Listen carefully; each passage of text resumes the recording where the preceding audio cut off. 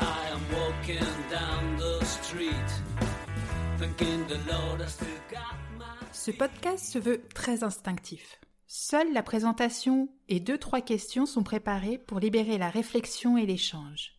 Pour que ce moment de conversation reste le plus naturel possible, le montage est très léger pour laisser les silences, les hésitations, les langues qui fourchent, qui en disent autant que les mots. C'est le moment d'ouvrir la porte et de nous installer autour d'un bon thé pour converser et s'écouter. Bienvenue dans les épisodes d'Histoire harmonieuse.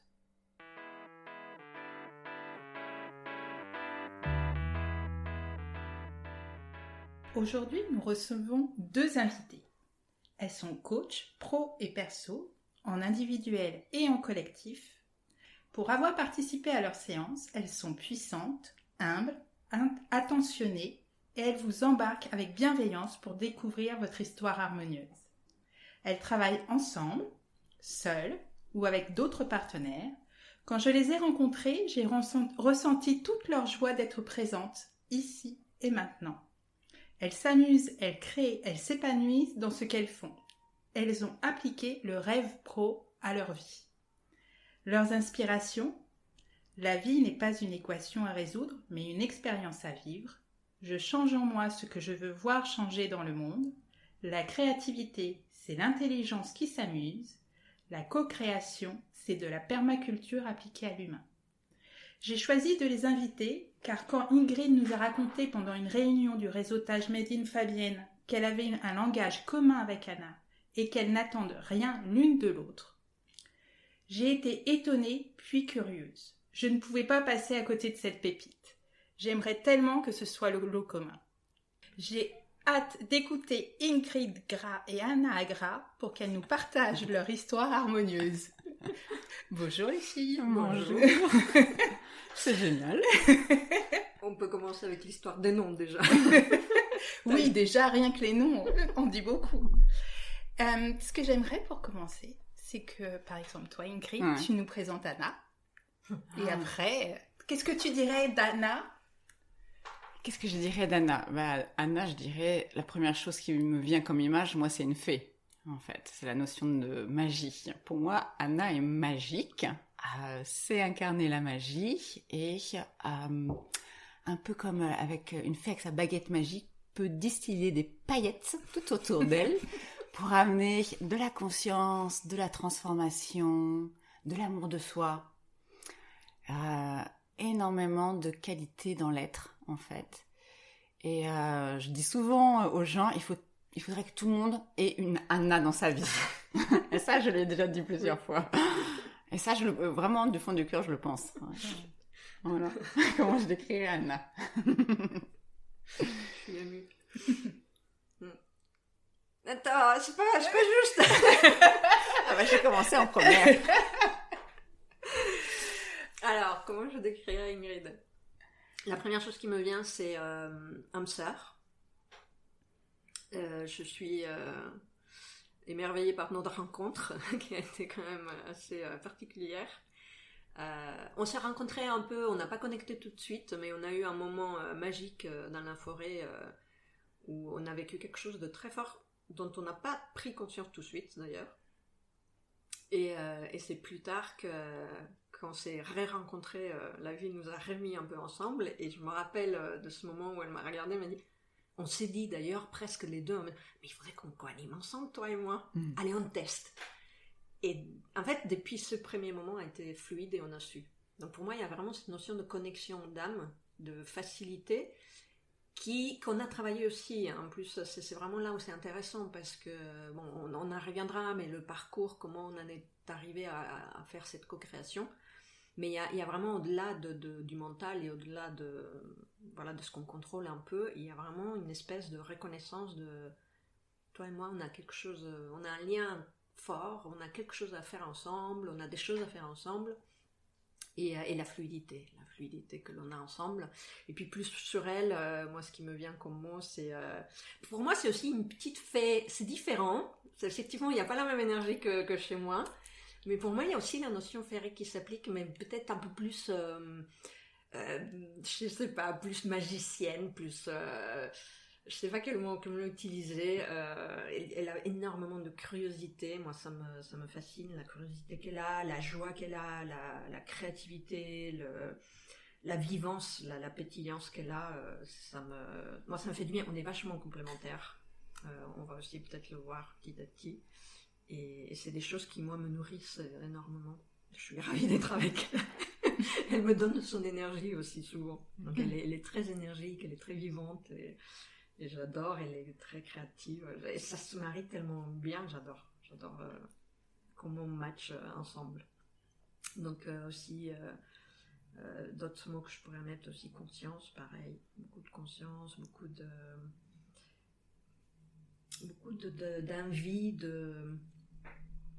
d'envie de créer ce nouveau monde qui nous appelle. Et moi, ce qui me fascine chez elle, qui est moi chez moi je suis plus dans l'être, elle est plus dans l'action. Elle est dans l'être aussi, mais elle m'amène à l'action. Donc ça m'inspire aussi beaucoup. Voilà pour le moment ce qui me vient. Mais ça va venir plus au fur et à mesure que sur un seul jet comme ça. Et donc vous dites que vous êtes très complémentaires. Ouais. Et sur quel point vous êtes complémentaires? Sur tout? Oui. En fait, ça nous arrive. On a eu déjà plusieurs fois des explorations sur tout ce qui est coaching et tout. À chaque fois, quand on a un petit test de personnalité, un truc sur tous les outils que l'on utilise pour se connaître mieux et qu'on a un peu exploré ensemble, à chaque fois, on découvre ça. On découvre qu'on a un socle en commun. Et puis après, vraiment, elle a une partie. Si on mettait sur 3 tiers, ça serait un tiers en commun, un tiers elle, un tiers moi, quoi. Et c'est génial, c'est impressionnant. Que ce soit quand on explore en termes de couleurs, en termes encore une fois, de tests de personnalité, de valeurs. Dans les valeurs, c'est peut-être là où on a le plus en commun. On est le plus proche dans les valeurs. Je pense que c'est ça le socle commun qui nous unit, c'est qu'on a des visions qui sont partagées, on prend le temps beaucoup d'échanger, de partager nos visions, de partager ce qui nous tient à cœur. Et du coup, quand on a ce retour souvent, c'est de l'extérieur. Parce que mine de rien, pour le conscientiser, nous, qu'on était très complémentaires, oui, on a eu des éléments. On l'a eu en même temps. On a eu nos explorations et les gens qui déjà nous le disaient très rapidement. Et on a eu beaucoup d'effets miroirs aussi là-dessus, en disant, tiens, c'est intéressant, vous êtes très complémentaires, etc. Très différentes. Vous êtes très différentes. Et en même temps, on a eu des retours très très forts mais et ça marche. Ouais, et ça marche. Souvent, c'est bizarre, vous êtes différentes. Et c'est ultra fluide. Il y a des gens qui nous ont dit, on voit en même temps que vous êtes super différentes, et en même temps, des fois, on a l'impression, soit que vous avez millimétré ce que vous dites, alors que pas du tout, soit vous êtes une seule personne. Pas qu'on est nous une seule personne, mais que eux, quand ils sont avec nous, ils ont l'impression d'avoir une seule personne dans le sens où c'est tellement fluide, tellement... La perception, en fait, extérieure. Souvent, il y en a une qui commence la phrase, l'autre qui finit, et ça les... Il y a des gens qui nous ont dit, j'ai déjà vécu ça avec des gens, mais qui se ressemblent. Et alors que vous avez des énergies très différentes. Je pense que ce qu'on a appris et ce qu'on fait, c'est ce que tu dis, c'est vraiment la complémentarité, en fait. Et pour ça, je pense que notre chemin de vie nous a appris à chacune prendre notre place, vraiment, en fait. Et c'est en prenant vraiment notre place et en regardant l'autre pleinement aussi dans sa place, que l'on peut, du coup, à un moment, venir ensemble et être complémentaires. C'est-à-dire qu'il n'y a pas un moment où je veux prendre un bout de sa place, ou que sa place me dérange, en fait. Et c'est ça dans ce que tu as retenu, toi, en fait, dans la notion j'ai pas d'attente, donc on pourrait mettre des choses derrière. Mais c'est tout le travail qu'on a fait à la fois sur nous, nos égos, nos chemins de vie, qui font que... c'est sain, en fait. C'est ce qu'on appelle créer des relations saines, en fait. On a assaini tout ce qui est souvent dans les relations, fait qu'à un moment, il peut y avoir toutes les émotions qu'on connaît, la jalousie, ça pourrait être, je sais pas, le jugement... ou des choses inconscientes. Des choses inconscientes qui se jouent. En fait, on a fait un parallèle, c'est ça qui est... Des fois, on en prend conscience. On s'assoit, c'est pas la première fois qu'on fait un bilan en fin d'année et tout, et qu'on se regarde, qu'on dit qu'est-ce qu'on a de la chance. Parce qu'en fait, on a eu un parcours parallèle dans lequel, en même temps, en termes de coaching, on travaillait sur tout ça. on a été formés à la co-création, par exemple. Et à l'époque, on n'avait pas co-créé ensemble, mais après, du coup, on s'est dit, on a la même formation, on peut, quand on a dit, toi et moi, il faut qu'on co-crée ensemble, on savait qu'on avait ce socle en commun. Et donc, il y a eu un mélange, tout s'est mis ensemble. On avait ces parcours, on avait ce travail chacune sur nous-mêmes, et donc cette connexion d'âme qui est venue, mais amplifier tout ça, en fait, parce que moi, je peux co-créer avec d'autres personnes, je peux le faire, Ingrid peut le faire, mais il y a un petit peu plus quand on co-crée toutes les deux, ça va même au-delà. C'est l'évidence. On se lâche, quoi. On se lâche encore davantage qu'avec d'autres personnes. Mais ça veut dire que, en fait, vos formations de co-animation, vous les avez pas faites en même temps. Vous l'avez fait chacune de votre côté. Oui. Elle était assistante dans la mienne. Et donc, forcément, à un moment donné, quand vous vous êtes retrouvés l'une face à l'autre en disant on co-crée ensemble, vous vous êtes rendu compte que vous vous connaissiez par la formation parce qu'elle était assistante, Ingrid, mais du coup, ça a été ça. Ça a été l'évidence. On sait qu'on a, entre guillemets, on a la forme. On sait qu'on a la forme. On a bien testé, on s'est bien pris chacune de son côté, on a bien fait des erreurs et tout, parce que dans l'information, ils nous font vraiment beaucoup travailler ça. Donc, on sait qu'on a la forme et qu'on a le socle. Et quand on a animé la première fois, il y a eu autre chose qui s'est présenté. Tout de suite, on s'est regardé, on a dit, c'est trop bien. Donc ça, c'est au-delà de la forme. Et donc, il y a vraiment eu la forme et le fond. Donc, la formation, le travail que l'on fait chacune sur soi, et ce que j'appelle moi la connexion d'âme. Donc, les deux se sont rejoints. Ce qui se passe, c'est qu'à un moment, on touche à un truc complètement intangible et on va avoir du mal, du coup, peut-être à mettre des mots là-dessus. Ou alors, on va mettre nos mots et c'est... Oui, il va y avoir les perceptions. Souvent, on parle d'alchimie. En fait, c'est ça. Hein. C'est je dirais, c'est des joyeux mélanges là qu'on fait. Souvent, c'est un peu... J'aime beaucoup prendre le truc de Jean-Claude Van Damme qui dit le 1 + 1 = 3. Oui. Mais en fait, il y a une vérité. Il y a une vérité, une sagesse, et j'adore le reprendre parce qu'en fait, c'est ça qui se passe, c'est-à-dire que... Et c'est le fondement aussi de l'intelligence collective, c'est-à-dire que la somme de nous deux fait quelque chose de plus que nous, ce qu'on pourrait faire individuellement. Et ce qui fait aussi notre force, c'est qu'on en a conscience. C'est-à-dire que nous, on est conscient qu'il ne faut pas écraser nos individualités, qu'il faut que chacune en travaille nos difficultés. Ça veut dire que si elle vient me toucher, que ça me dérange, c'est mon problème et je vais regarder ce qui se passe à moi, est-ce qu'elle vient titiller à moi. Et on a conscience qu'il existe ce nous. Et du coup, on jongle vraiment en conscience entre tout ça quand on crée, quand on anime. On sait toutes les deux se connecter au nous en conscience. On sait quand est-ce que c'est l'individualité de l'une qui s'exprime et de l'autre, et on accueille totalement comme vraiment le cadeau de « Ah bah tiens, ça c'est une idée qu'Ingrid a », et on est très authentique dans le fait. Par exemple, si on va vraiment dans la pratique, quand on co-crée, qu'on a des idées, Ingrid lance une idée, et moi, je l'aime pas, on va dire. Ou je la sens pas, surtout, c'est plus... Et ben, je vais le dire, en fait. Je vais dire, non, ça, je le sens pas. Et elle va dire, d'accord. Parce qu'en fait, elle va déjà tout de suite être, et moi aussi, on fait pareil, on va être dans le, d'accord, là, c'était une idée du moi, elle est valable, elle est super, mais elle ne rentre pas dans le nous. D'accord.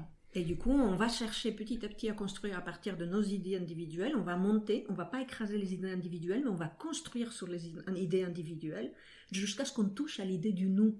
Et on le ressent en même temps. On construit comme ça et à un moment donné, ah ouais, c'est ça, ah ouais, ça résonne, boum, et on y va. Et du coup, on est dans cette danse vraiment entre j'accueille ce que l'autre me propose, je le valide, j'accueille mon ressenti, je le valide, on pose ça sur la table. Et on voit si ça match, s'il y a cette harmonie. Il n'y a pas cette harmonie, on continue à construire. Et en fait, dans ce que tu as perçu et ce que j'ai évoqué, c'est le fait de... On a le travail de ne pas être attaché à j'ai raison et t'as tort. Ouais. Mais comment vous avez réussi à faire ça? Il faut donner la recette à tout le monde, c'est pas possible. Comment on fait ça? Eh ben, c'est beaucoup de travail sur soi. Ouais. Beaucoup de travail sur l'ego. En fait, de comprendre que avoir raison, avoir tort, ben en fait, c'est pas le sujet. Et souvent, ce qui se passe aussi, c'est que il y a une intention, en fait. Il y a une vision. On veut aller vers quelque chose. On parlait tout à l'heure du socle. Donc, quand on est ensemble, on se pose pour savoir ce qu'on veut faire ensemble. Et que ça soit pour une animation, pour une création, voire nous, parce qu'on est devenus amis, hein, vraiment, voire pour notre amitié, on ressent à chaque fois dans quelle sphère on est et qu'est-ce qui est juste sur l'instant, et on échange beaucoup du coup. C'est-à-dire que quand il y a un moment, si à un moment donné, par exemple, il y en a une qui se sent pas bien, mais on le dit tout de suite, là, Anna, je suis pas dispo, Ingrid, je ne suis pas dispo, ok, on coupe. Et on n'est pas du tout attaché à ça, du genre, on avait prévu de travailler ensemble, par exemple, et l'autre, elle est pas disponible. Ben non, elle est pas disponible, elle est pas disponible.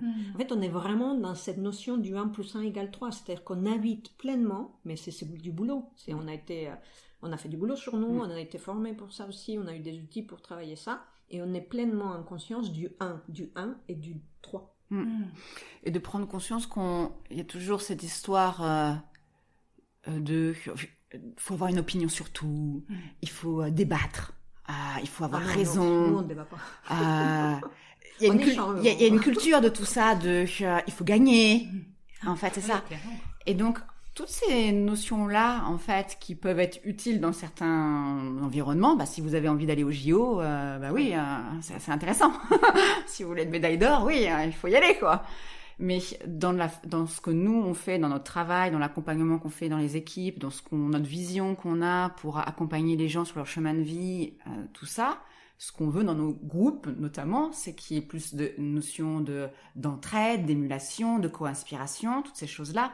Et donc, c'est hyper important que nous aussi, on incarne ce qu'on veut et ce qu'on veut que les gens touchent aussi pour qu'ils puissent y accéder, en fait. Quand tu dis comment il faut une recette, en fait, l'être humain n'apprend mieux que qu'il l'observe et qu'il le vit, en fait. Donc, alors, on s'est dit, mais si nous, pleinement, on l'incarne et on le vit dans une animation, honnêtement, la moitié de notre travail, il est fait, là. Oui. Ça, on le dit pas directement à nos participants tout de suite, mais on sait que 50% de notre travail, c'est ce qu'on va faire nous, ensemble, avant, en amont, ce qu'on prépare. En intention, en énergie, en comment on est quand on anime. Et d'ailleurs, ça s'auto-nourrit parce que plus on animait ensemble, plus on était à l'aise. Et plus on sentait aussi la joie de co-animer. La joie de co-animer, mais c'est juste magnifique parce qu'on n'est pas au taquet 100% du temps, on est beaucoup plus détendu, on est beaucoup plus authentique parce que justement, on n'a pas cet impact qui serait démesuré de j'ai une voix que je vais transmettre à quelqu'un. Et si ça lui correspond pas, à deux, on est tellement à l'aise parce qu'on a une palette, et ce côté où on a découvert qu'on était complémentaires, ça nous a donné des ailes parce qu'on a vu à quel point on couvrait une palette assez large entre les deux. Ça c'est un cadeau, quoi. Parce qu'on pourrait être quand même différentes, mais assez proches. Et quand je te disais, quand on regardait un peu ces histoires de tests qu'on peut explorer à droite à gauche, à nous deux, on couvrait quand même pas mal. Et du coup, on s'est dit, mais c'est génial en fait. Ce qui fait que souvent, vraiment dans nos animations, il y a des gens qui vont matcher avec Ingrid, il y a des gens qui vont plus matcher avec moi, et il y a des gens qui, à un moment donné de leur évolution, vont être plus touchés par Ingrid, et à un autre moment par moi. Et ça, c'est hyper intéressant à voir parce que on a conscience des énergies du coup qu'on dégage, de l'influence dans le terme positive d'inspiration, en fait. Et les gens vont venir chercher en fait en ressources externes chez nous ce qu'ils ont besoin au moment de leur vie pour pouvoir passer une étape, par exemple. Et donc ça, c'est hyper intéressant de le voir. Et à nouveau, chez nous, dans notre façon de fonctionner, il y a toujours ce travail de non-attachement. En fait, c'est pas mon client. Et du coup, quand on anime, par exemple, on peut être en train de dérouler un exercice, une exploration, et puis il y a une personne qui, on va dire, bloque un petit peu, elle sent pas trop. On teste plusieurs choses et on teste les deux. Oui, comme ça, en fonction des personnes. Mais oui, en fonction de la personne. Moi, je peux tenter un truc, on voit que non, ça prend pas, et puis du coup, Ingrid prend la relève, et des fois, il y en a une qui touche là où il faut, et puis l'autre, super, génial. Et après, on construit. Et on construit sur ça. Et ça, c'est tellement confortable, c'est vraiment... effectivement, comme toi tu le dis, moi aussi, c'est pareil, c'est ce qu'on souhaite pour toutes les relations de notre vie. Et je pense que c'est faisable. Après, c'est une histoire aussi d'attachement et de non-attachement. C'est vraiment, pour chaque personne qu'on rencontre, moi, ça m'a énormément inspiré. Tout ce qu'on faisait nous, toutes les deux, et tout le travail qu'on faisait, tellement on était passionnés et tout, moi, ça m'a énormément inspiré pour le reste de mes relations dans ma vie. D'apprendre vraiment aussi à ne pas avoir d'attente sur les conjoints que j'avais à une époque ou sur des amis ou autres. Je me disais, attends, la relation que j'ai avec Ingrid, où il y a une belle vibration, quelque part, comment je la transpose à cette situation-là. Et ça m'a aidé à lâcher prise de plein de choses. On apprenait énormément de choses entre nous, et du coup, c'est ça aussi, l'amitié, elle a été beaucoup nourrie de ça, c'est qu'on échangeait. On prenait conscience de ce qui marchait bien quand on animait, des difficultés qu'on pouvait avoir l'une ou l'autre avec d'autres relations à l'extérieur, et du coup on se nourrissait de ça. On disait ok, d'accord. De ce qui fonctionne, de ce qui fonctionne pas, des freins qu'on rencontrait plus personnellement. Par exemple, je sais pas, tiens, j'ai animé avec une personne et tout de suite elle s'arrête, elle me dit non, c'est pas ça, ou c'est pas bien, ou tout de suite elle est dans le jugement de ce que je suis en train de faire. Et là, je me suis rendu compte du côté précieux, en fait, de dire waouh, ok, donc ça peut faire ça. Et du coup, ça renvoie aussi sur nous, notre pratique. Qu'est-ce qui se passe quand nous, en tant que coach, accompagnateur, ce qu'on veut mettre, praticien, sans en avoir conscience, on le fait avec un groupe, en fait, on le fait avec une personne, ou que ça se passe dans le groupe, en fait. Oui, en fait, on est vachement sensible à nourrir ces énergies tout le temps. Entre nous, entre Ingrid et moi, entre chacune de nous et les participants, et on veuille aussi à ce qu'eux, ils commencent à nourrir ça entre eux. Et on remet des mots souvent de tiens, est-ce que telle personne a dit, ça t'inspire pas, si ça t'inspire pas, tu prends pas.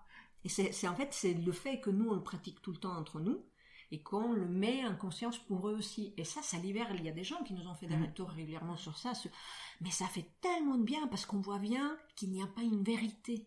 Oui. Il n'y a pas une vérité absolue. On n'est pas là, c'est comme ça que vous devez faire et tout. On est vraiment dans la découverte de, attends, toi, tu as un fonctionnement, c'est celui-là qu'il faut que tu découvres. Et ton fonctionnement, il a le droit d'exister, c'est à toi de le défendre. Et l'autre, il peut avoir un autre fonctionnement et ça peut matcher. Là où on ne croit pas tout le temps que ça matche. Parce que là, il le voit avec nous, il dit, mais vous êtes différentes et c'est tellement fluide.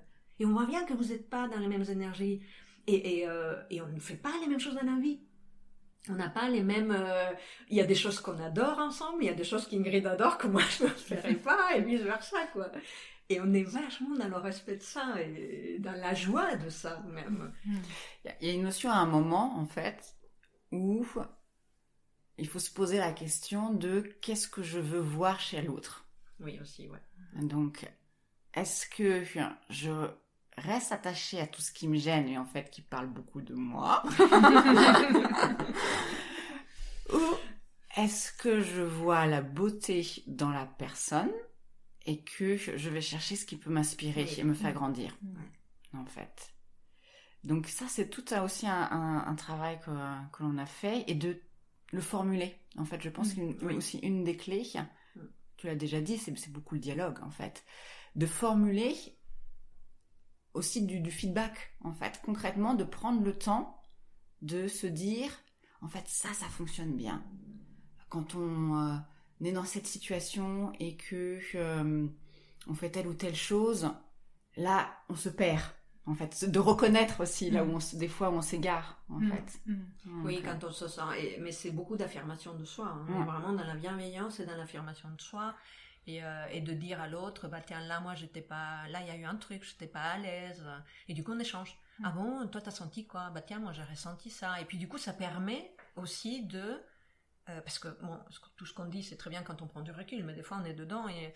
Mais imaginons, j'en sais rien, on anime, et puis moi, à un moment donné, je sens un truc qui coince un peu, et puis après, j'échange avec Ingrid, tiens, il y a eu un moment, j'étais pas très à l'aise. Et Ingrid, elle va me dire, ah non, moi, ça allait. Et du coup, moi, je peux tout de suite dire, ah d'accord, ok, bon, c'était juste que ça matchait pas dans l'énergie entre moi et la personne, par exemple, et du coup, ok. Donc ça, c'était plus au début, hein. Maintenant, on le fait plus tellement c'est fluide, mais au début, oui, on débriefait beaucoup quand on animait, et on prenait le temps de voir effectivement quand on avait été à l'aise, pas à l'aise et tout. Donc ça a créé, en fait, on a beaucoup travaillé la base. On a été un laboratoire, en fait. Oui. C'est un vrai laboratoire de relations, de systémie, de travailler tout ça. Prendre conscience de l'impact que l'on avait, tout ça, on a tout fait ça, et puis en fait, on a créé des fondations tellement solides, dans le sens de la confiance et de la bienveillance, que maintenant ça devient de l'ultra fluide. Là où avant on avait besoin peut-être de se caler quelques minutes ensemble avant une animation. Maintenant, mais on est dedans tout de suite. Et on se regarde des fois. Là, on arrive vraiment à un point où on se regarde et on se comprend. Ça suffit. Ok, d'accord. Allez, on va faire ça. Oui, on fait ça. D'accord, ok. Et comment vous faites maintenant si vous animez avec des personnes différentes qui sont peut-être pas au même point que vous, puisque quand même vous êtes arrivé, Oui. vous avez une alchimie assez forte. Oui. Et quand vous animez avec des personnes différentes, On fait ce qu'on savait faire au début entre nous deux. C'est-à-dire D'accord. on prend les personnes là où elles sont, on prend les relations là où elles sont. En fait, tout l'apprentissage, c'est de dire, ce n'est pas parce que nous, par exemple, aujourd'hui, on a un nous qui nous nourrit profondément, que tous les nous que l'on va créer vont être du même acabit. La nature, ouais. Et du coup, on est encore dans ce lâcher-prise qu'on applique, on l'applique aussi aux relations. C'est-à-dire, moi, j'ai une relation avec telle personne, en fait, on devient de plus en plus responsable de soi et de l'implication que l'on met. Moi, avec telle personne, j'anime bien, sans plus, ok. Avec telle personne, c'est un peu plus compliqué. Parce que ça veut pas dire non plus, quand on fait de la co-création, ça veut pas dire qu'on va animer avec tout le monde et tout ça. Il y a des gens qui ne nous correspondent pas et puis c'est tout. Il faut juste l'admettre et dire, non, avec cette personne-là, je me claque pas, donc c'est pas la peine. Et du coup, après, il y a tous les degrés. Mais c'est la vie même, encore une fois. On a un amoureux, c'est différent que quand on a un ami, que quand on a des amis, c'est des collègues, c'est différent. Et c'est des degrés de relations différentes. Mais quand elles sont pleinement invitées à inconscience, c'est parfait. C'est comme les hobbies, c'est comme tout. C'est comme j'adore aller à la mer, j'adore aller à la montagne. En fait, on travaille toutes les deux, beaucoup, on a pris conscience de ça, et plus on avance, plus on le sent. On travaille vraiment la transcendance de cette dualité typique de c'est blanc ou noir. Non, nous, on est vraiment dans le mélange, dans l'exploration. Tiens, aujourd'hui, on va tester un peu de blanc, un peu de noir. Tiens, moi, c'est plus le blanc qui me correspond. D'accord, donc je vais nourrir plus de blanc. Toi, c'est plus le noir. D'accord, tu nourris plus de noir. On est ouvert en même temps à ce que toi, tu m'apportes. Aujourd'hui, je vais un peu rentrer dans ton univers, un peu plus que d'habitude, comme ça je vais me nourrir un peu. Et puis les jours où j'ai besoin, non, aujourd'hui, j'ai besoin de rester dans mon cocon et tout, donc je vais respecter mon univers, et l'autre va respecter ça. Donc on est tout le temps dans cette danse, en fait. Et on peut, encore une fois, on peut l'appliquer aussi aux autres, dans la mesure de ne pas créer des attentes, de ne pas, moi par exemple, si je vais animer avec quelqu'un, de ne pas m'attendre à ce que ça soit la même animation que je fais avec Ingrid. Ouais. J'aimerais ajouter aussi, en fait, qu'il y a aussi, pour ma part, lorsque j'anime avec d'autres personnes, une phase d'acculturation, en fait. Moi, j'aime beaucoup les métaphores du voyage, en fait. J'adore le voyage et la métaphore de découvrir une nouvelle culture, de découvrir un nouveau pays, de voir comment ça fonctionne, quelles sont les coutumes, tout ça, en fait. Et là, quand on va animer avec quelqu'un, il a tout son passé, toute son expérience aussi, tout ce qu'il a. Donc c'est un peu comme ce voyage. C'est comme si vous partiez en voyage, vous arrivez, vous disiez toujours « Ah bah c'est nul, je mangerai pas ça, c'est quoi cette coutume à la con Bon bah voyage pas dans ces cas-là. Reste chez toi. Il y a un peu cette démarche-là. Si je décide que je vais co-créer avec cette personne, déjà moi dans mon état d'esprit, c'est « Ok, je vais rentrer en relation avec cette personne. » Donc, qu'est-ce que je vais mettre dans une démarche de découverte et d'ouverture pour y aller. Donc, c'est déjà comment moi je me positionne vis-à-vis d'autrui. Et puis après, il y a l'espace de, ok, j'ai moi une expérience sur la co-création. Est-ce que tu es ouverte pour qu'on partage ça et que on puisse faire ensemble? Je me souviens, j'ai une anecdote comme ça avec une amie avec qui j'ai co-animé. Je lui explique plusieurs choses, on fait donc différents outils, et au moment où on anime et qu'il y a des personnes qui arrivent, je commence à donc faire un déroulé de manière très intuitive et automatique, et puis je sens à un moment que c'est plus pertinent de passer à une étape qu'à une autre. C'est quelque chose d'assez intuitif que je fais avec Anna. Et ma pauvre co-animatrice qui n'avait pas l'habitude, donc ça c'est ma responsabilité en fait, me dit « mais non, mais c'est pas du tout ça, tu te trompes !» Donc, devant toutes les personnes, et donc, elle est en train de me dire « Tu te trompes !» Donc, c'était très intéressant, j'ai regardé, j'ai observé, j'ai dit « Ah, ok !» D'un point de vue, oui. Par rapport à ce qu'on avait prévu avant, oui. Oui, mais par rapport à peut-être le besoin du groupe, peut-être moins, en fait. Et donc, c'était très intéressant. Après, on a débriefé et donc, on a pris ce temps-là, en fait. Je lui ai dit, tiens, quand il s'est passé ça, etc., qu'est-ce que tu penses que ça a eu comme impact? Qu'est-ce que tu penses que ça peut faire sur moi aussi, en fait? Et qu'est-ce que tu penses que ça peut faire sur notre relation de confiance et de l'envie de continuer à travailler ensemble? Et c'était hyper riche, en fait, hyper apprenant. On a la chance dans nos métiers d'avoir ce qu'on appelle la supervision, en fait, d'avoir cette culture de regarder comment on travaille. Et je pense que ça, c'est la chose la plus saine qu'on peut faire pour soi. Et je pense dans n'importe quelle étape de sa vie ou de métier, c'est de dire, ah, tiens, je prends un moment et je commence à me regarder, moi, comment je travaille, je commence à me regarder, moi, quelle relation je suis en train de nourrir, quels sont les schémas que je répète avec les gens avec qui je suis, qu'est-ce qui tout le temps tourne en rond, qu'est-ce qui tout le temps vient me blesser, toutes ces choses-là, en fait, qui sont hyper intéressantes. On a une philosophie aussi qui est très, très expérientielle, mais avec nous dedans. C'est-à-dire que ce qu'on anime nous, on l'applique à nous-mêmes. Et on aime beaucoup, par exemple, des fois, on crée des exercices et on aime les pratiquer nous, mais pas seulement pratiquer au sens mental de dire tiens, est-ce que l'exercice marche bien et tout. Non, on plonge dedans. Comme si on rencontrait quelqu'un qui nous le proposait. Et ça nous fait travailler tout le temps, en fait. L'idée, elle est là aussi, c'est qu'on travaille, nous, tout le temps sur nous. Et du coup, on ne glisse pas dans cette notion de, tiens, je sais, encore une fois, le sachant. On est dans un accompagnement humain, donc il n'y a pas de... Pour moi, c'est clair, et on partage ça, il n'y a pas de savoir. Il n'y a que des inspirations, des choses qui nous correspondent plus, d'autres moins. Et du coup, nous, on est passionnés de ça, on est très curieux de ça. Nous-mêmes, chacune de son côté, va faire d'autres stages, d'autres choses, et on partage beaucoup sur ça aussi.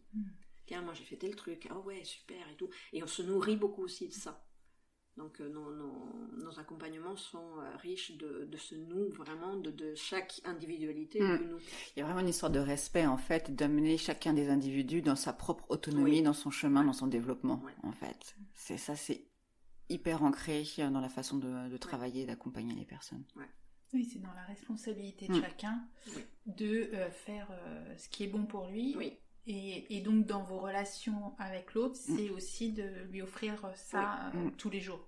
Et puis du coup, devenir son propre mentor, en fait, son propre guide. C'est un cadeau de la co-création, c'est aussi que...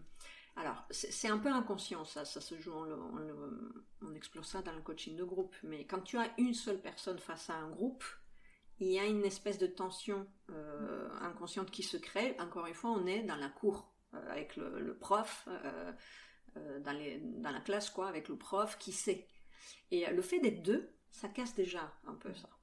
Et ça, c'est très, très nourrissant de ce qu'on vient de dire, de vraiment aller vers ce qui correspond à chacun.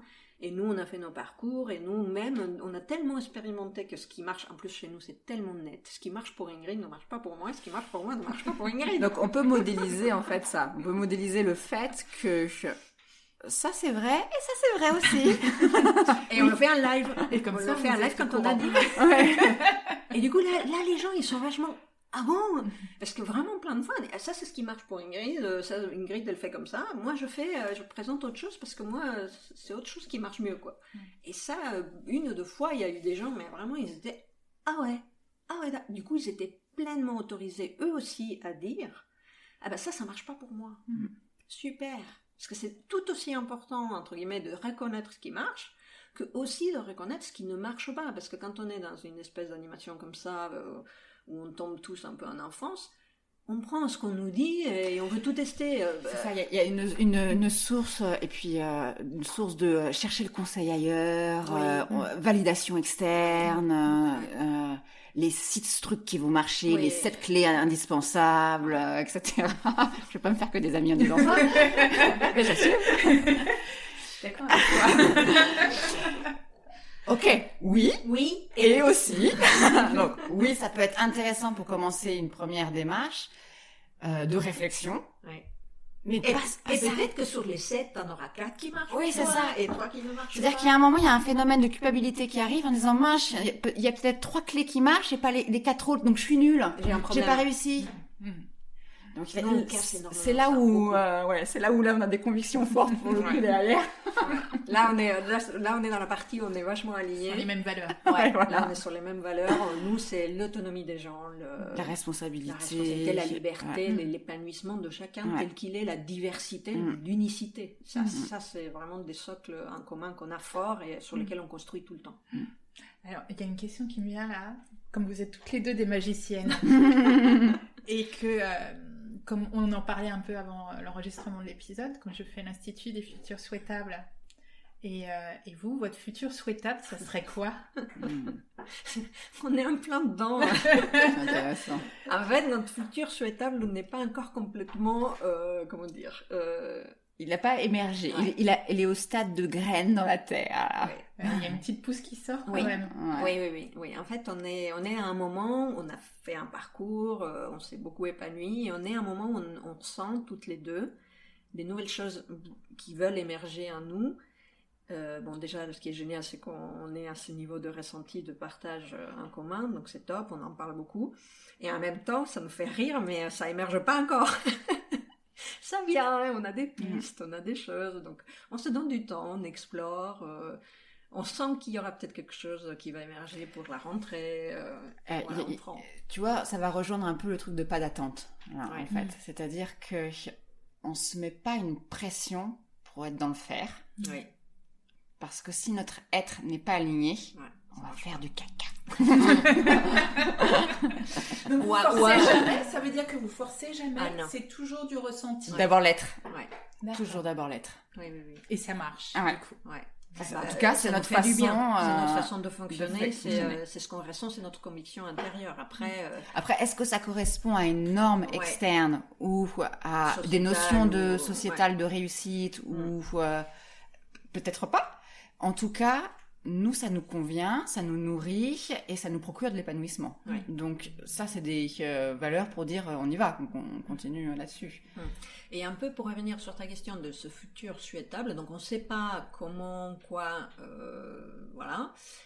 Par contre, on ressent des énergies fortes. Un clair commune qu'on a partagé, c'est qu'on souhaite, entre guillemets, contribuer de façon plus, je sais pas, plus puissante ou encore plus alignée que jusqu'à maintenant à tout ce qui se bouge en ce moment sur ce nouveau monde que tout le monde ressent venir et qui va prendre plein de formes à mon avis. Nous on a aussi ce nouveau monde qu'on ressent, qui nous correspond et on travaille constamment. Nous-mêmes, on voit... En fait, c'est ça aussi le truc avec les gens qui travaillent dans l'accompagnement, c'est que si on est dans la démarche de vouloir se regarder, on voit bien nos propres freins, on voit bien nos limitations aussi. Encore une fois, on se prend au jeu de presque faire nos propres programmes plein de fois. Et donc, en parallèle de faire accompagner les gens et de les faire avancer, nous aussi, on avance. Et du coup, on se dit, mais attends, mais là, on a envie d'aller plus loin, on a envie de faire autre chose, on a envie de changer, on a envie de s'engager davantage sur certaines choses. Donc là, il y a vraiment la notion de ce nouveau monde qu'on a envie de faire éclore davantage, beaucoup plus de bienveillance, beaucoup plus de respect, beaucoup plus de cette alchimie. Que les gens touchent ce que tu as vu, toi, en fait. Oui. Parce que, dans la graine, en fait, ce qu'il y a, c'est ça. C'est beaucoup de co-création, Oui. Ouais. beaucoup de comprendre les relations. Et beaucoup de se responsabiliser. Vraiment, on est tout le temps, on a vu aussi avec l'oracle maintenant, on voit qu'on est tout le temps autour de ça, toutes les deux, dans ce qu'on a envie, dans ce qui nous fait envie de co-animer ensemble d'ailleurs, puisque en individuel, on fait d'autres choses. Mais ensemble, toutes les deux, ça revient tout le temps autour de ça, c'est accompagner les gens à leur faire prendre conscience de leur responsabilité, de leur jeu, J-E, pour bien construire ce nous épanouissant juste, avec chaque personne qui est différent en fait, parce qu'il y a autant de nous qu'autant de relations que l'on a, et que chacun prenne la responsabilité dans ce fait de dire mon JE c'est ma responsabilité, donc j'ai un travail à faire sans culpabilisation, j'ai un travail à faire sur mes freins, sur mes peurs, sur mes blocages, sur mes projections, etc. Et je fais ce travail et je suis consciente que le nous que je crée avec quelqu'un, il va se nourrir de ça. Et que je suis 50% responsable du nous qui se crée avec chaque personne que je rencontre. Et que du coup, c'est à moi aussi de dire ce nous me va, c'est plus que cette personne me va. Non, c'est pas la personne. La personne, elle peut faire ce qu'elle veut de sa vie. Par contre, le nous que l'on crée telle personne et moi, est-ce qu'il est bon pour moi? Est-ce que j'ai envie de m'investir là-dedans? Quand je m'investis dedans, comment j'y vais? Comment je le nourris?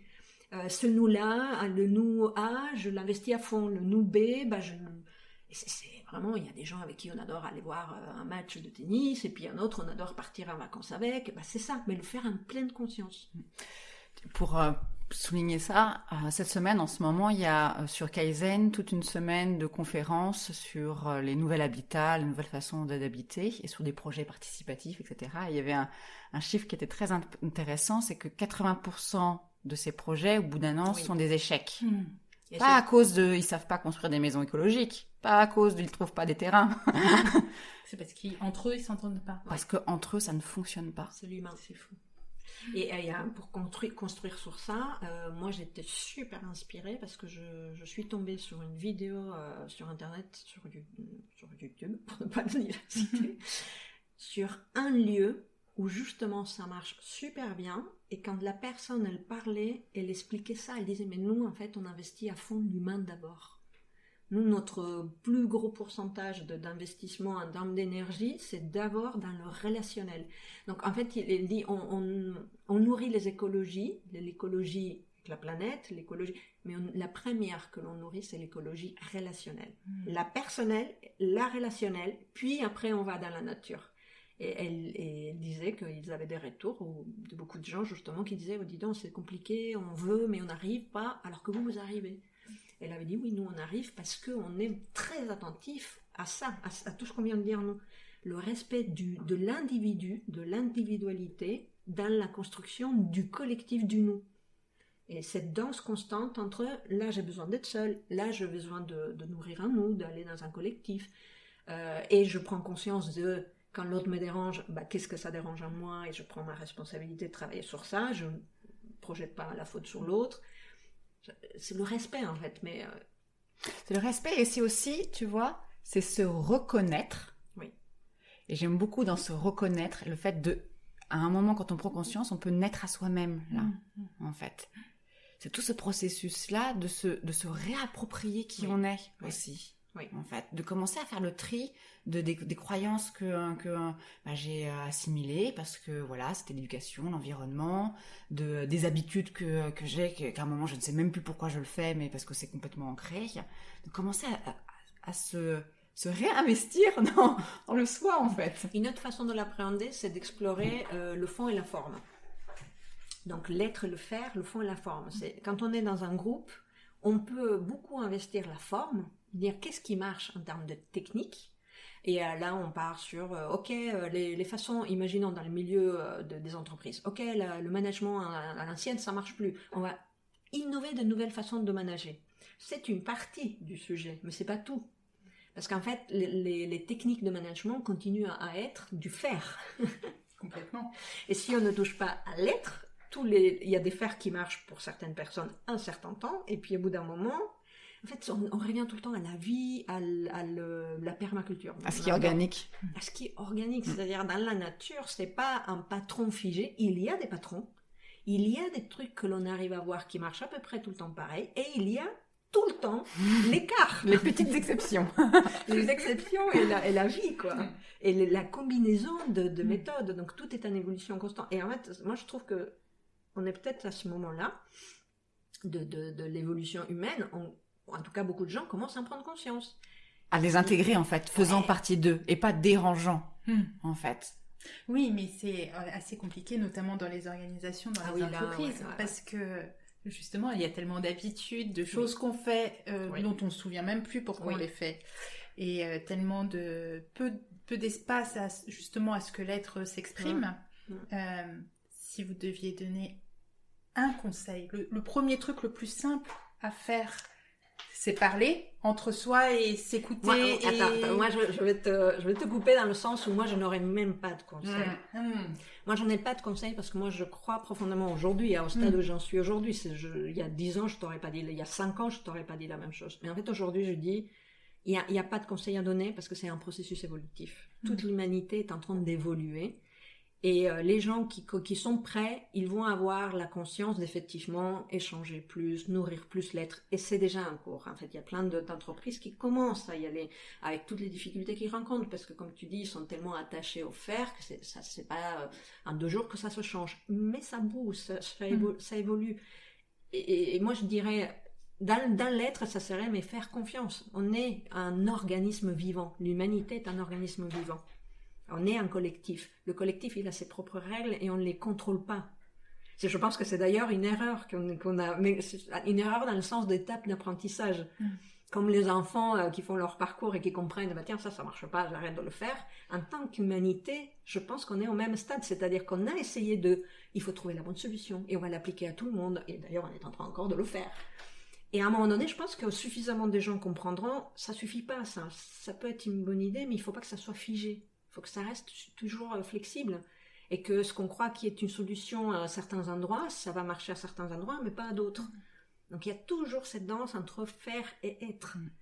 Mais ça ne s'impose pas de l'extérieur. Sinon, ça devient un faire que du faire. Ah non, il faut être maintenant. D'accord. Non, c'est pas comme ça. Et comment on est alors? Comment on fait pour être? Bah non, on fait pas. Donc c'est vraiment une évolution organique qui vient de l'intérieur. Ça s'inspirait de la nature, en fait. S'inspirer de la nature. Observer beaucoup. Observer. Et je dirais d'avoir les qualités de l'enfant, en fait. Oui. Ah oui, voilà. Les qualités de l'enfant, je pense que la curiosité, le jeu, s'émerveiller, avoir envie de tester plein de fois et c'est pas grave si ça marche pas. Ouais. Donc, et tu vois pas donc tout ce qu'on est en train de dire, on peut pas le décréter entre guillemets. Ouais.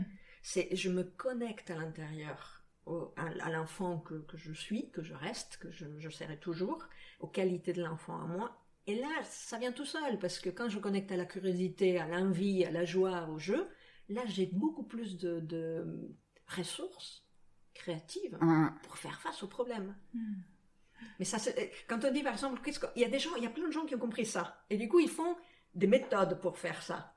Ça peut marcher sur les gens qui sont prêts, mais sur les gens qui sont pas prêts, ça marche pas non plus. Non. Donc il y a vraiment cette danse entre essayons, allons-y, on va le faire, et soyons conscients que ça va pas marcher tout le temps et à tous les coups. Et ça il y a des niveaux de maturité en fait. Ouais, il y a des niveaux de maturité, il y a des niveaux, des étapes à passer, et une forme d'avoir de respect pour chacun, chaque individu, là où il est dans son cheminement en fait. J'allais dire, en fait, ça appelle à beaucoup d'humilité. Ouais. En fait. C'est qu'à un moment donné, on se dit, oui, je suis acteur, oui, j'ai des envies, oui, je propose des choses, et ça dépend pas de moi. Parce que c'est bien plus large que moi. Et là, on rejoint la spiritualité. Quelque part, en fait, c'est très intéressant parce qu'il y a plein de mouvements à plusieurs stades où on revient à cette notion que l'on croit à quelque chose d'intangible et autre. Même dans le tangible, ça se vérifie. Quand on prend conscience qu'on est énormément d'humains sur Terre, encore une fois, on se dit, mais voilà, il faut prendre un peu de recul et être humble. Ma solution peut être intéressante et inspirante pour certaines personnes, mais comme on n'est pas tous dans le même parcours, dans le même système de croyances, dans les mêmes expériences de vie, ce qui est traumatique pour moi, ça l'est pas pour l'autre, ce qui est difficile pour moi ne l'est pas pour l'autre, moi j'ai des peurs que l'autre n'a pas, donc les solutions ne peuvent pas marcher pour tout le monde. Et du coup, on prend du recul. Et il y a à nouveau cette danse entre, bon, je démissionne pas, je démissionne pas de ma vie, je m'engage dans ma vie et je connecte à la force de création en moi et je suis obligée presque de faire confiance au reste parce que je ne peux pas le maîtriser. Mais ça, c'est un niveau de conscience que tout le monde n'a pas, que nous, on n'avait pas. En fait, on le partage parce que nous, on a fait le cheminement. Oui. Vous êtes en avance. On n'est pas les seuls, il y en a plein. Il y a de plus en plus de gens. Heureusement, mais c'est vrai qu'à une époque, on a bien vu nos mécanismes, tu vois, quand on commençait à faire du boulot sur nous. Au début, c'est difficile de se voir. C'est ça, c'est-à-dire qu'il y a un moment, ça demande un peu de courage. Beaucoup de compassion. Du temps pour faire du ménage. Et comme tu dis, de faire confiance, de cheminer, en fait. Vraiment de cheminer, de se faire confiance. On va trouver un moment et de tester, du coup. Ouais, et on arrive au lâcher-prise dont on parle énormément, mais qui vient tout seul. Parce qu'au bout d'un moment, on comprend. Oui, parce qu'à force de vouloir lâcher prise, on lâche pas prise. Voilà. Oui, voilà, c'est ça. J'ai testé pour vous, ça marche pas. Lâche prise, ouais, non. Et qu'est-ce que je dois lâcher? Et comment je fais pour lâcher? Non, c'est au bout d'un moment, on comprend des choses, on libère des choses, et puis en fait, le lâcher-prise, il se présente parce qu'on comprend qu'on peut pas maîtriser. C'est tout. On le comprend dans toutes les dimensions du terme. On le comprend intellectuellement, mais on le comprend aussi dans ses cellules, dans son corps, parce que on a des mécanismes qui s'enclenchent tout seul, dans sa tête. C'est les phénomènes d'intégration, en fait. Oui. Parce qu'il y a plein de choses. Voilà, on va lire un livre ou un magazine de développement personnel. Notre mental va très bien comprendre. Dire oui, j'ai bien compris. Ah ouais, c'est génial. Oui, je vais tout de suite. Ouais. Et après, le corps beaucoup moins. Ou à l'inverse, il y a des gens, ils sont vachement doués dans le corps et puis complètement un peu moins. On est tous différents. Ouais. Pour certains, c'est l'émotionnel qui est plus difficile. Pour d'autres, c'est le mental, la compréhension. Pour d'autres, c'est le corps, etc. Et ça aussi, on l'intègre en l'expérimentant. Nous, on a... Sur les modes de fonctionnement, ouais. Ouais, sur les modes de fonctionnement. Nous, on a cette chance qu'on est passionné de ce truc-là, qu'on est dedans, qu'on accompagne les gens, qu'on le fait énormément pour... c'est notre dada. Moi, ça me fascine de voir la multitude de façons, de façons d'apprendre, de façons de comprendre.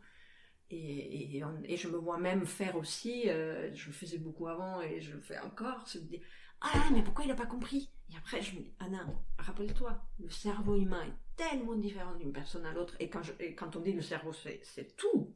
C'est le cerveau dans tous les sens. C'est pas la matière, c'est une connexion neuronale, mais c'est aussi la culture. En fait, moi, j'aime beaucoup l'idée. Souvent, on dit, mais quand on met deux individus l'un à côté de l'autre, très facilement, on peut dire, un tel ne ressemble pas à un tel. C'est-à-dire, quand on regarde le physique, ça paraît une évidence, en fait. Mais on le projette pas pour l'intérieur, pour tout ce qui se passe à l'intérieur. C'est ça, c'est émotionnellement, Moi, je travaille beaucoup en ce moment sur moi, sur le côté de... c'est une étape, là, le développement personnel explose et c'est génial. Et en même temps, on voit, entre guillemets, ces attachements de « c'est moi qui ai raison, on y revient, c'est moi qui ai la bonne recette. Non, mais je vous dis, c'est ça qui marche. » La meilleure méthode. Ouais. et entre guillemets, nous aussi, on a joué un peu à ça à une époque. Mais là, on le voit, mais non, il n'y a pas qu'une méthode. Et en fait, dans ces futurs souhaitables dont tu parlais, moi, chez moi, il y a quelque chose qui veut émerger, c'est je veux vraiment nourrir, pour moi et autour de moi, cette conscience, prenons conscience tous ensemble qu'il y a toutes les méthodes du monde qui peuvent marcher. Et qu'on ne définit pas à l'avance quelle est la bonne méthode pour une personne. Respect, et on revient encore une fois aux grandes valeurs de l'humanité, mais que je pense on révisite et on comprend à chaque fois avec de plus en plus de profondeur. Le respect de l'autre. Mais dans toute la profondeur de ce que l'autre le respect, qu'à un moment donné, il comprend pas les choses comme moi en fait. Et ne pas le juger. Moins on juge, plus on est disponible. Et même aller plus loin, vraiment être dans le truc de j'ai même pas besoin de savoir s'il comprend la même chose que moi, ou de savoir si j'ai besoin de bien comprendre qu'il a bien compris, de se réconforter, de revalider. Oui. En fait, moi, je suis en train de voir en ce moment, effectivement, par rapport à ce qu'on dit, les axes qui ont été surinvestis par la société. Si on arrive à voir un humain, par exemple, dans plusieurs dimensions, et donc moi, je travaille beaucoup avec la dimension, donc au moins avoir la conscience que j'ai une dimension physique, j'ai une dimension mentale, émotionnelle et spirituelle. Partons de ces quatre-là. Après, on peut mettre plein d'autres et d'autres mots selon les personnes, encore une fois. Mais au moins, déjà, ces quatre-là, c'est déjà bien. Et du coup, je commence à comprendre qu'en fait, et c'est mon histoire et c'est mon bout de société, je sais qu'ailleurs dans le monde, c'est pas du tout ça, mais dans la société que moi j'ai vécue, dans laquelle j'ai grandi, on est hyper axé sur le mental. À certains, en fait, c'est hyper case sur case. À certains endroits, c'est le corps. À certains endroits, c'est la tête. À certains endroits, l'émotionnel a le droit d'exister. Et le spirituel est vraiment bien dans une case bien particulière, dans un autre. Et du coup, dans les relations, comment on communique, c'est pareil. Comment on communique, c'est que le mental, c'est surinvesti le mental. C'est-à-dire, une bonne communication, c'est là où on a parlé, on a été compris.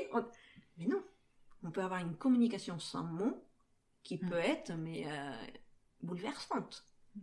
Et c'est là où je trouve la richesse de l'humanité passionnante dans toute son étendue de toutes les formes que l'on peut trouver chez les gens, y compris tout ce qui est, on appelle nous handicap et tout.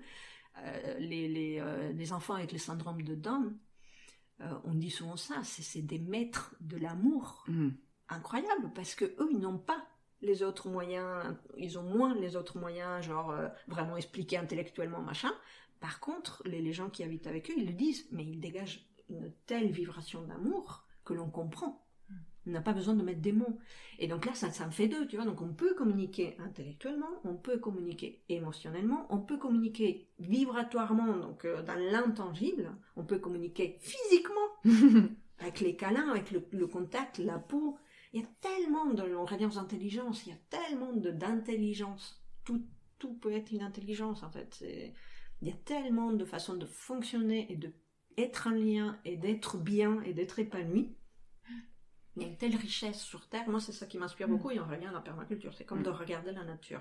Il y a un univers et une planète dans chaque personne. Et il y a 5, je ne sais pas combien de milliards d'humains sur Terre. Moi, ça me fascine déjà, rien que d'imaginer toutes les différences que l'on a à ce niveau-là. Et de commencer à prendre du recul, à avoir cette humilité de « Ok, cool, il n'y a pas à maîtriser tout ça. Je pourrais pas. C'est pas faisable. » Donc, juste acceptons que c'est comme ça. Et voyons ce qu'on peut faire avec tout ça. Et ça, c'est quelque chose qu'on travaille beaucoup aussi, c'est la notion de « Qu'est-ce que je fais avec ce qui est ?» Intéressant, ouais. Ça, c'est la danse. On a perdu l'habitude de faire d'être dans l'instant présent. D'accueillir ce qui est présent, d'être dans l'instant présent, d'être à l'écoute pleinement. Ouais. On revient à la notion de transcender la dualité. Moi, jusqu'à maintenant, ce que je voyais beaucoup, c'était « Tiens, il y a ça, donc c'est impossible de... tiens, je veux ça, il faut vraiment que j'y arrive. » Et en fait, il y a ce mariage de dire « Moi, je veux quelque chose, et à l'extérieur, il y a quelque chose. Comment je marie les deux ? Qu'est-ce que moi, je suis capable de faire ?» Et faire cette danse tout le temps de... Je m'autorise à rêver grand et je constate qu'aujourd'hui j'en suis là. Et tout va bien. Et tout va bien. Et c'est ça qui va me permettre de faire peut-être un autre pas. C'est ça. Et on revient à cette notion de la vie, quoi. La vie qui coule, qui vit, qui bouge, qui ne stagne pas. Et une idée d'urgence, en fait, aussi. De faire vite, d'avoir du résultat, qui est très très présent. Ouais. Et du coup, c'est un peu déconnecté ça, de cette sagesse-là de un bébé, ça prend 9 mois. Oui. Si tu veux jardiner, il faut faire tes semis en février, et puis peut-être que tu auras des beaux légumes au mois d'août. Ou pas. Et on revient à la notion d'accompagnement de développement personnel, c'est ça aussi. C'est oui, ok, j'ai une recette ou j'ai une proposition, et peut-être qu'elle va pas marcher pour telle personne. Parce que c'est peut-être pas ce qu'elle veut au fond, même si dans un premier temps elle pense qu'elle le veut. Et ça demande quand même beaucoup de travail aussi sur soi, de lâcher prise et de ne pas avoir d'attente. Parce qu'en fait la vie elle est pleine de surprises. Elle est tellement plus vaste que ce qu'on peut imaginer. Et de tout le temps vouloir, ah non mais c'est comme ça, mais si ça marche comme ça, ah mais c'est ça qui est sur la table. Ah non, l'idée de succession d'étapes, en fait.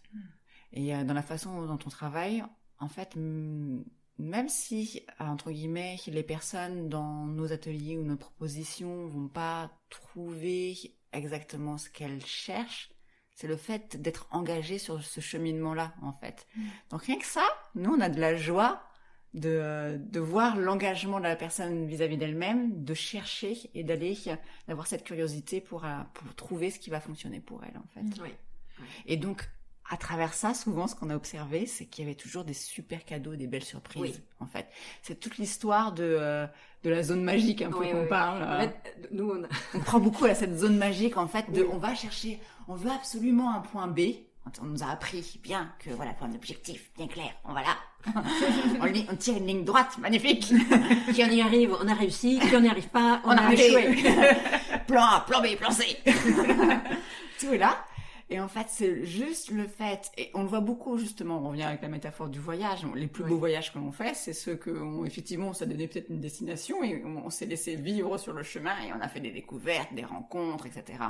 Et pareil, dans le chemin que l'on peut faire pour soi-même, dans le développement personnel, il y a tout ça, en fait. Il y a un moment quand vous allez être prendre conscience que quoi qu'il se passe, vous êtes à la bonne place, au bon moment de votre vie, et que c'est ce qui est bon pour vous pour la prochaine étape, là, il se passe des choses magiques, en fait. Des belles rencontres, des prises de conscience, des évolutions, et c'est un peu ce qu'on a vécu avec Anna et qu'on a envie de partager. Oui, et puis qu'on crée souvent aussi. Des fois, dans nos ateliers, quand on anime, il se passe des choses que nous-mêmes, évidemment, on n'avait pas du tout prévues. Et on est même surprise quand les gens, pas surprise de que ça soit arrivé, mais en joie. On est en joie. Ouais, il est arrivé ça, c'est génial. Et pas, au début, les gens, ils nous regardaient genre, mais c'était pas ce qui était prévu. Il n'y a rien qui est prévu. On explore, on ouvre, et puis ce qui t'arrive, toi, va pas arriver à l'autre. Hein. Et ça, plus ils avançaient dans le parcours, plus ils le voyaient. Et au bout d'un moment, ils comprenaient parfaitement. Ils comprenaient parfaitement qu'en fait, tout le monde n'avait pas le même objectif, tout le monde n'avait pas les mêmes besoins, et que du coup, ce programme qui était le même, entre guillemets, pour tout le monde, chacun allait le vivre, mais totalement différemment. Ça, c'était super cadeau. Nous, c'était une de nos intentions, et les gens, quand ils touchaient, parce qu'il y a la notion de justesse, moi, qui me tient beaucoup à cœur, c'est qu'en fait, il y a une partie de nous qui sait, à un moment donné, ce qui est bon pour nous. Et en fait, c'est ça notre objectif tout le temps, hein, c'est que chaque personne aille de plus en plus vers sa justesse. Nous, dans mon JE, dans mon nous, dans le groupe, et chaque personne, c'est ce qui nous touche, nous, en fait. Si on devait presque culminer un truc assez... c'est votre objectif. C'est la justesse de chacun, votre objectif. Oui, la justesse de chacun à un instant. Oui.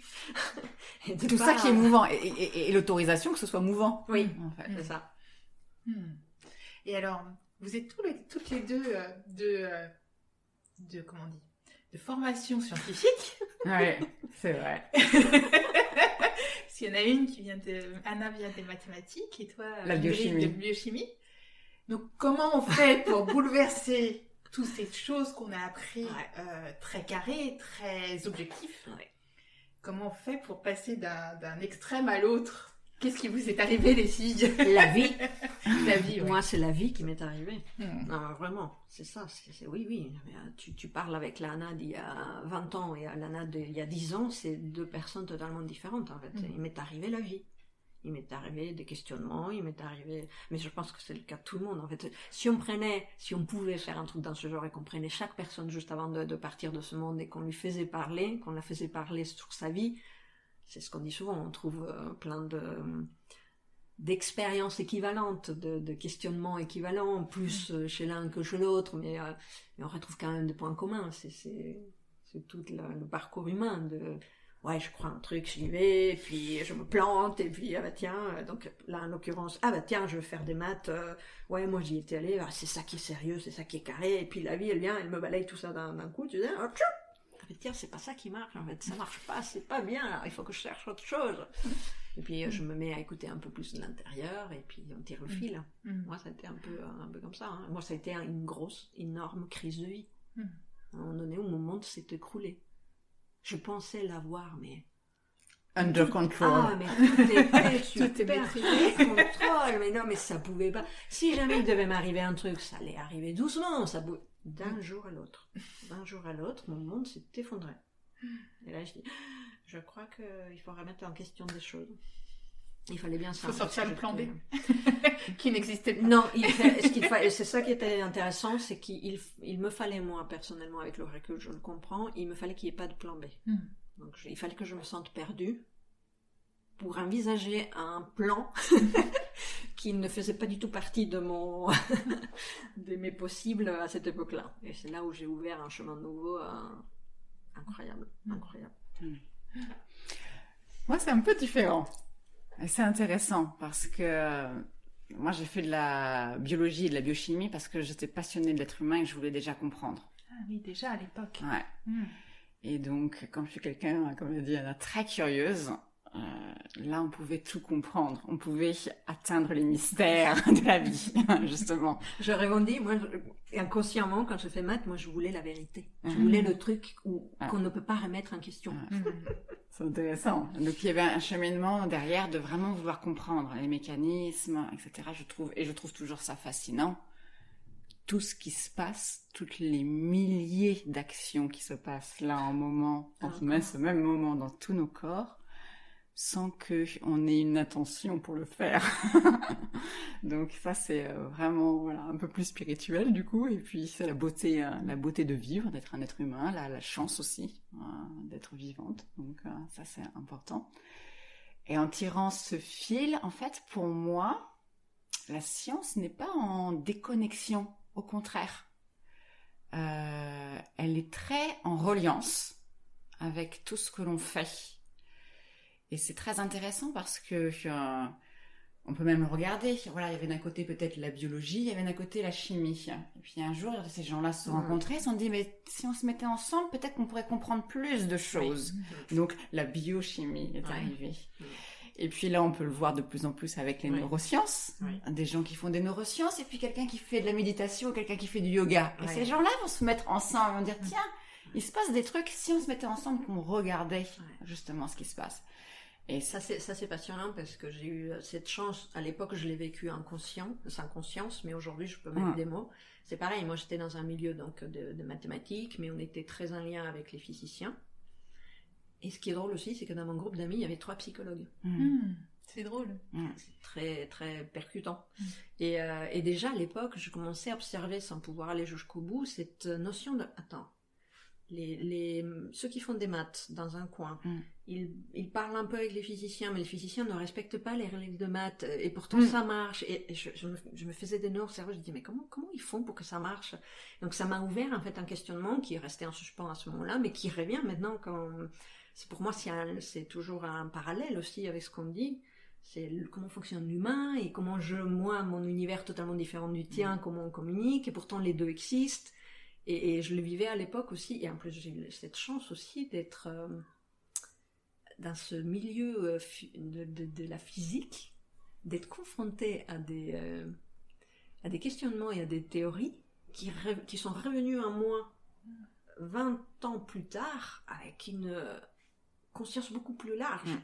Comme ce que dit Ingrid. Il y a un cheminement, c'est-à-dire qu'il y a un moment aussi, quand on arrive dans la science, on va poser des questions à ses profs, et ça, comment ça fonctionne. Et à un moment, on va arriver, on est arrivé là, on sait pas après. Tu comment ça, on sait pas après.